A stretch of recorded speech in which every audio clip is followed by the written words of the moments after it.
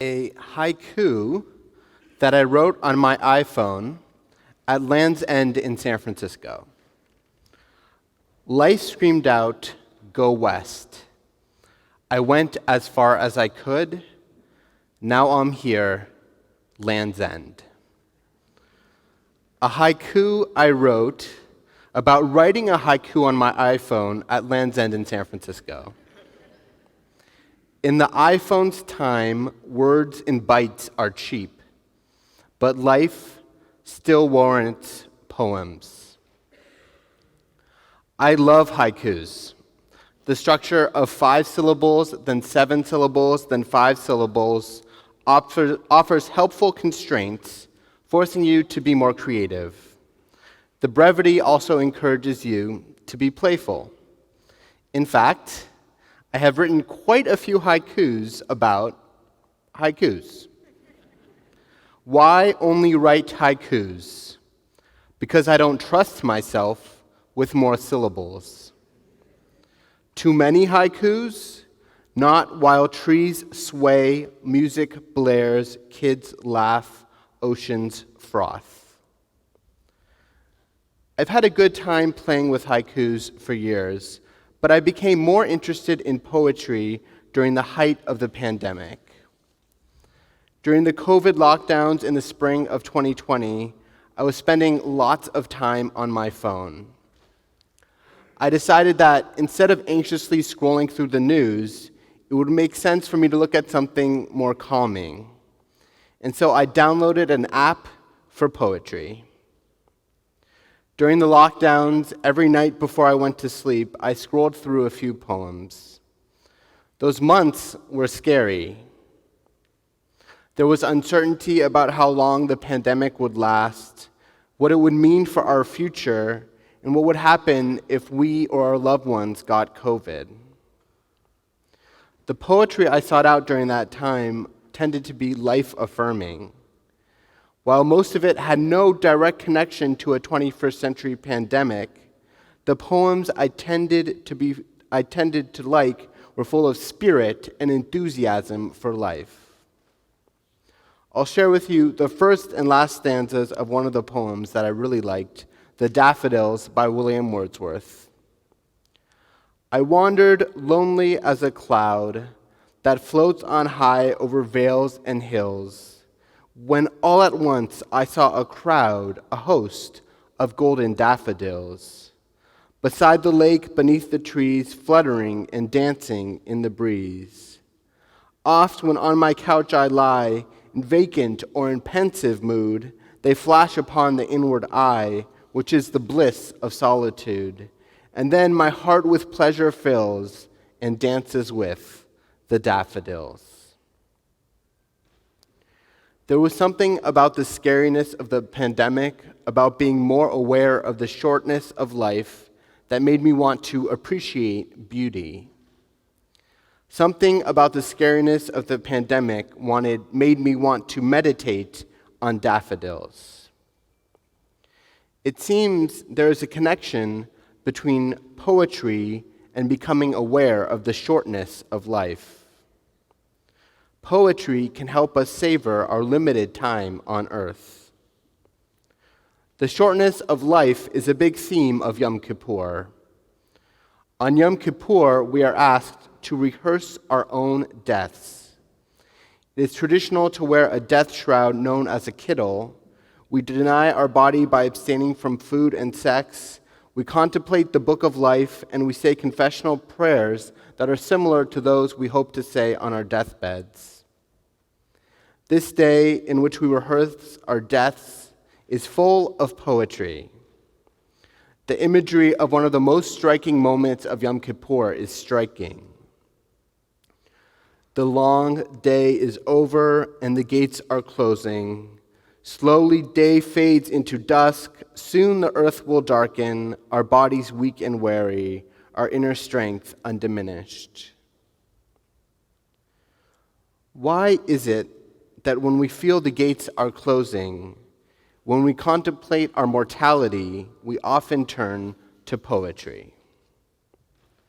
The Oxford Dictionary describes poetry as a literary work in which special intensity is given to the expression of feelings and ideas by the use of distinctive style and rhythm.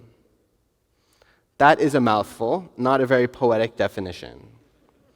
Still, the dictionary seems to be telling us that poetry is about focusing on how we use language just as much as what we are saying. My high school English teacher, Dan Harder, had a way of explaining this that I will never forget. He told my class, poetry is the act of framing. According to him, poetry is the act of saying, hey, look how this language is put together.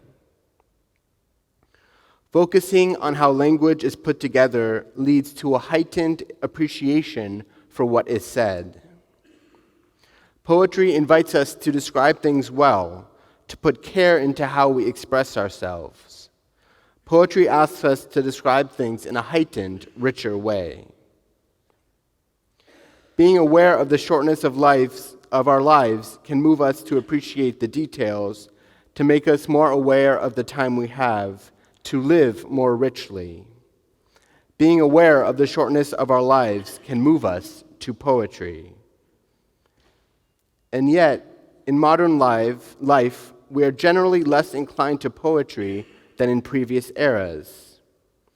I recall one of my professors in college once saying that in the 19th century, people memorized poems and had sections of the Bible memorized by heart. Now, this is a congregation in which people care a lot about culture, so I'm guessing some of us have, in fact, memorized poems. But I'd wager that we collectively have way fewer poems memorized than the same number of people 150 years ago. I can think of two reasons people tend to be less interested in poetry these days.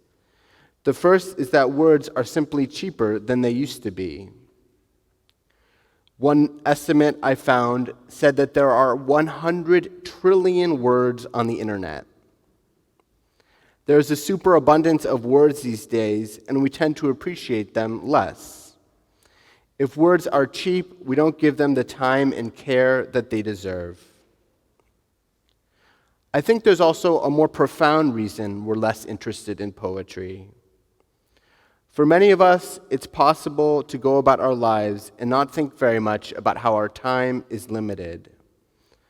Our lives tend to be longer, and illness and death tend to happen in medical settings away from most of society. Death becomes present in all of our lives. Some of us are close to the end of our lives. We all lose people who we love at one time or another. Some of us have lost loved ones recently. Still, for most of human history, death was an even more present part of everyday life. If it's true that being aware of the shortness of life makes us more interested in poetry, we may be less interested in poetry today because we can live at a remove from death. In 21st century San Francisco, it's generally easier to avoid thinking about our deaths than it has been in centuries past. Yom Kippur, in a wonderfully countercultural way, works against this. The day asks us not only to be aware of our deaths, but also to rehearse our deaths. Could this work of considering death motivate us to be more open to poetry? I mean this quite literally in terms of the poetry of the prayers today.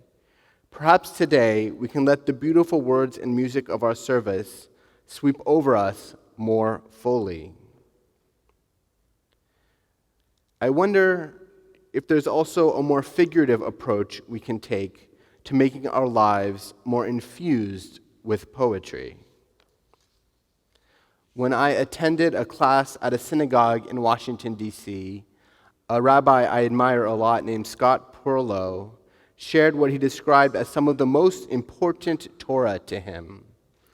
Now, I don't remember what Jewish texts we read during that class, but at some point in the session, he showed the class a video of the musician Prince, or maybe I should say the musician formerly known as Prince, performing. Prince was riffing during a guitar solo. As he played, Prince looked enthralled. His eyes were wide open, and he had this look on his face that seemed to be saying, "I am so alive right now." The rabbi's message was that there is a way to live like Prince during the guitar solo. There are ways to live that take advantage of the short time we have, that riff on what is given to us. Rabbi Abraham Joshua Heschel described this way of living in an interview when he was asked what advice he had for young people. Toward the end of his life, he told the interviewer, "The meaning of life is to build life as if it were a work of art. When you are young, start working on this great work of art called your existence." I wonder if this Yom Kippur we can be inspired to live the Jewish year of 5784 more poetically. This will mean different things for each of us. We all have different versions of Prince soloing on his guitar.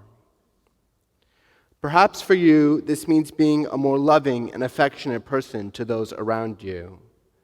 Or maybe this means further exploring your own creative outlet, whether that be writing, painting, pottery, or dance. Maybe this means using your body more by exercising or playing a sport. Perhaps this means filling your life with more art, including poetry.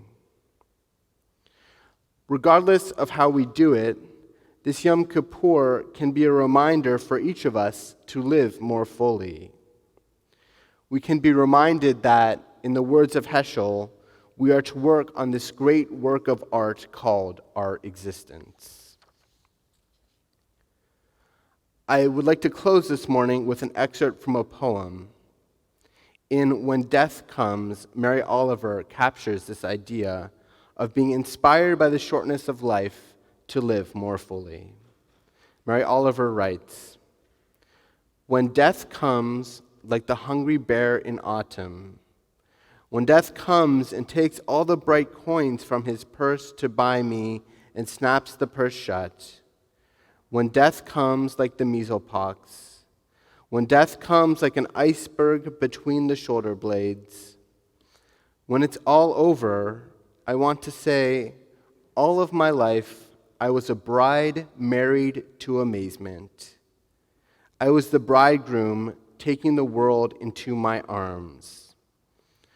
When it's over, I don't want to wonder if I had made of my life something particular and real.